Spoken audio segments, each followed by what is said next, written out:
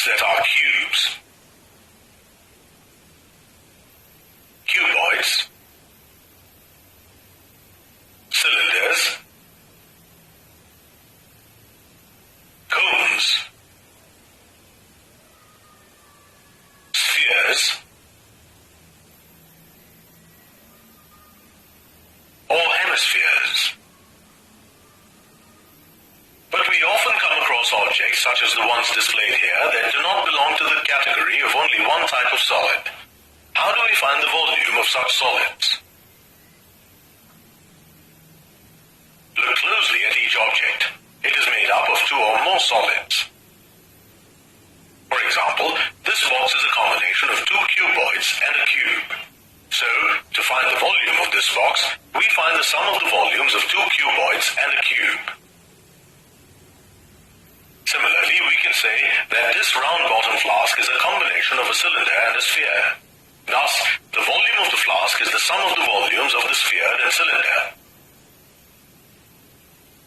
Now, can you identify how to find the volumes of these two solids?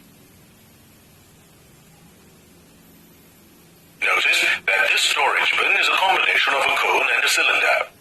Thus, we can find the volume of this unit by adding the volumes of the cone and cylinder. Now, this machine part is a cylinder with a depression or hollow in the form of a hemisphere.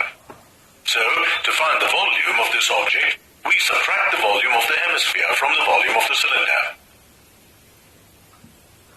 Now, say the height of the cylinder is 7 centimeters and its radius is 1.5 centimeters.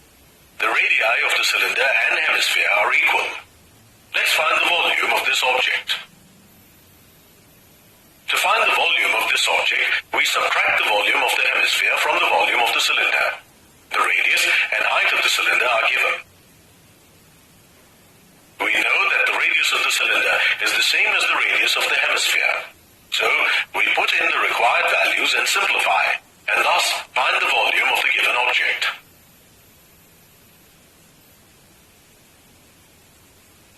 Now, can you find the volume of this storage bin if the height of the cone is 2.8 meters and diameter is 4.2 meters and the height of the cylinder is 10 meters?